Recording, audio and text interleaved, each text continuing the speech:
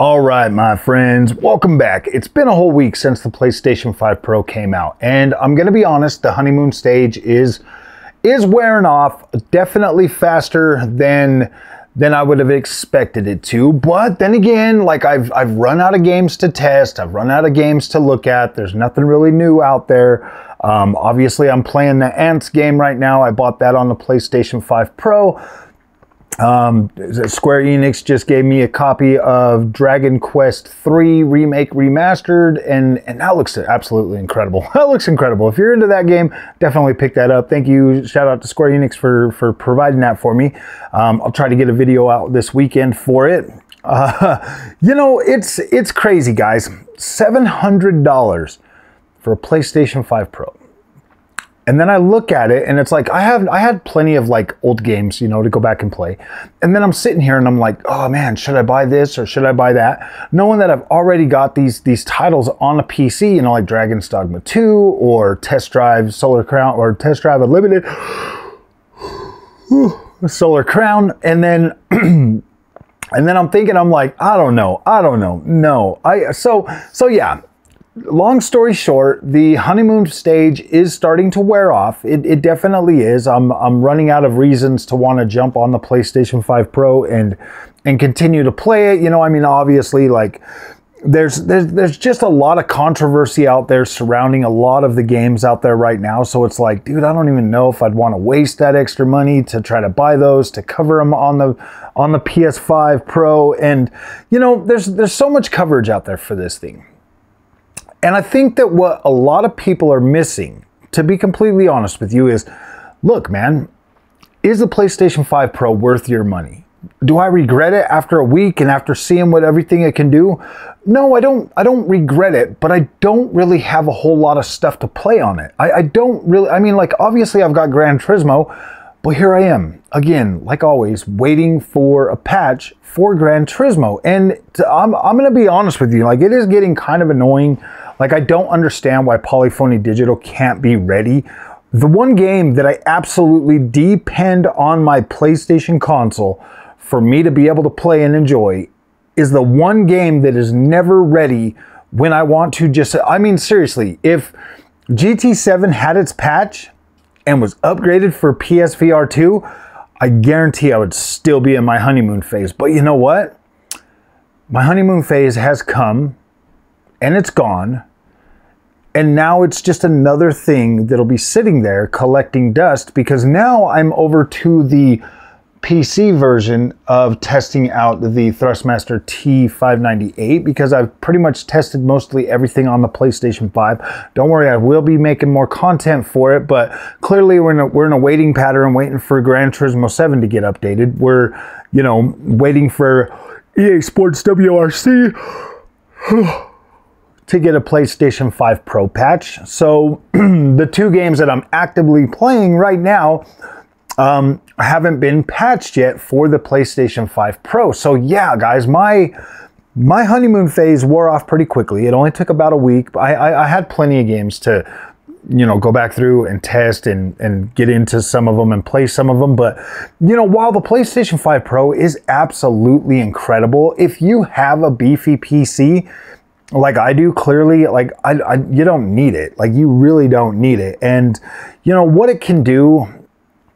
Here's the thing, man. It's almost like weird. You know, you have like this, like for me, you know, I got this you know 7900 XTX PC, and then like I'm playing on the PS5 Pro. And I'm like, damn, dude, that's amazing what this thing can do. That's pretty cool, you know. It's like you come into it with like low expectations because it's a console, and then it kind of like blows you away because you're like, whoa, I didn't expect that. I didn't expect it to be that good. And then, you know, like you start covering it, like I'm covering it on the channel, and I got people coming to me all the time. You don't know what you're talking about. It's not worth $700, and it's not good.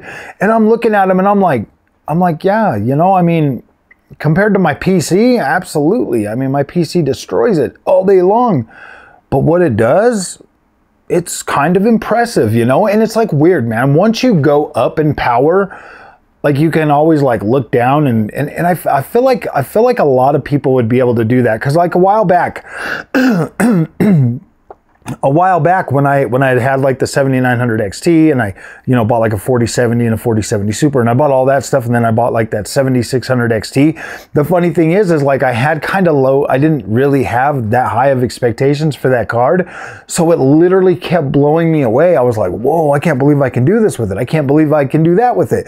And so that's kind of where I'm at with like the PlayStation 5 Pro. It's like, I can't believe that PSSR is able to do that on a 4K screen, and I got people like mad at me and stuff, like like mad at me because the PlayStation 5 is actually kind of impressing me, you know, a little bit to an extent. You know, it's like, yeah, that's impressive. I didn't think it was going to be able to do that.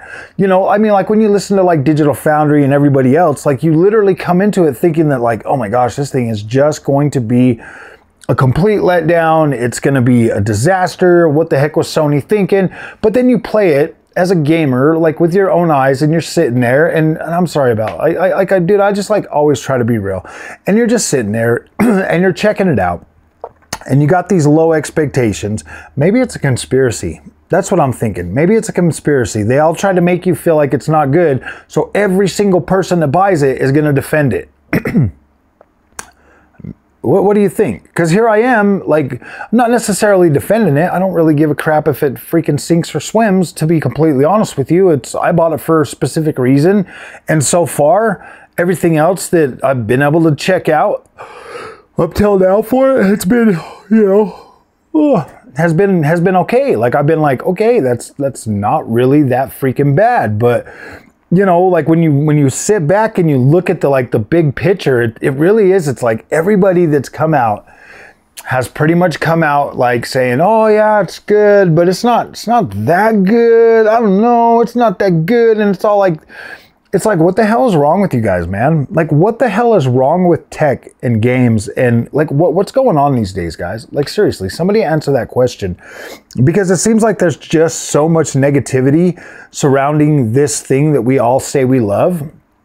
And it's like every single thing that comes out, there has to be severe negativity surrounding it all. Like, surrounding it all. Everything is negative. It has to be negative. Is that, I mean, seriously, I don't get it.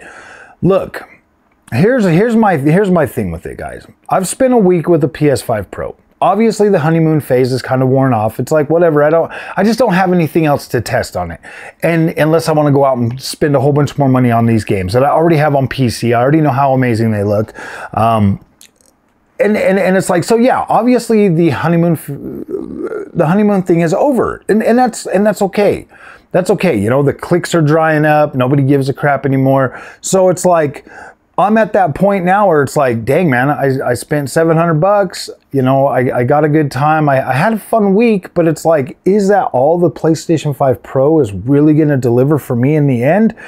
Is the Gran Turismo 7 experience going to justify what I spent for this? Because look, guys, if my honeymoon week is already over, I'm not gonna, trust me, I'm not gonna start making content bashing the PS5 Pro. I think it's absolutely pretty freaking cool. I like what it's doing for the games that I've already been playing on it. It's pretty dang nice. So I'm not like super, I'm not like super negative about it or anything like that. Like, I do like what it's doing. So it's one of those things where I'm like, you know, I like what it's done. I hope that I hope that when GT7 patch launches for it, I really hope that it can, you know, bring me back in and have me having fun on it, because I'm looking forward to that. I'm really looking forward to that. I invested all that money in the wheel setup and in VR and all of that stuff to play GT7, and that was like the whole thing that I wanted to do. And yeah, dude, it's just like, I just want the stars to line up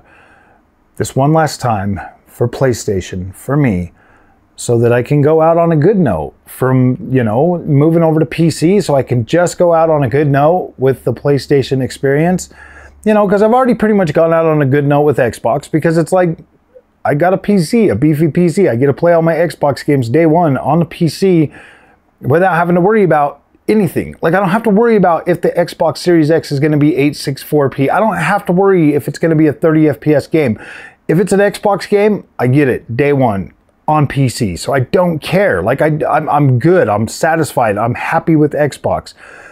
PlayStation though, come on, man. My one favorite franchise that keeps me invested in the PlayStation experience, Gran Turismo 7. Come on, man. Do me solid, PlayStation. Do me solid. So, all right, guys, if you like this content, do not forget to like and subscribe. I'll see you in the next one. Thank you so much for watching.